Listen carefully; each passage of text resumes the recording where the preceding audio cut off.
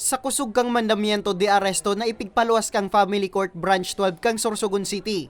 Dagos nang inaresto kang kapulisan ang 53 anyos na kagawad sa barangay San Rafael, Castilla, Sorsogon. Alas 4:30 ning hapon kang nakaaging Martes. Huli sa kasong child abuse, partikularmente sa pagbalgar sa Section 10A, Article 6 kang RA 7610. Sigun kay Police Corporal Abigail Luma, kan Women and Children Protection Desk kang Castilla Municipal Police Station.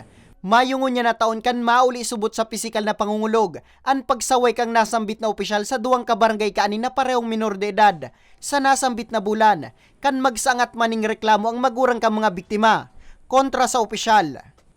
May napakulugan po siya na aki. Bali yung mga aki na ini is mga nagkakawat lang ini sa basketballan. Tapos, inapod niya. As in, may tigaan siya, tiga-aligar na parang niluho niya yung bola. Amo ito sabi niya sa mga aki.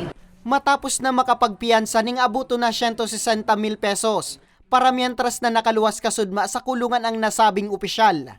80,000 po ang bail. Pero since duwa po ito na biktima. Mientras tanto, aminado man si Luma na sundo sa presenteng taon, halangkaw na ang naitatala nindang kaso ng child abuse sa sendang banwaan. Hindi pong mga insidente sa child abuse is medyo dakol-dakol po ang nagiging insidente po digdi sa Castilla. Mga karapatan kang mga aki dapat ipaaramtaan sa inda. Dapat responsibilidad ta sinda na pangalagaan as in proteksyonan. Sa ngunyan, padagos dang sa indang ginigibong kampanya, ngani na mapahiwas pa ang karaman kan hobenes sa sendang mga derechos.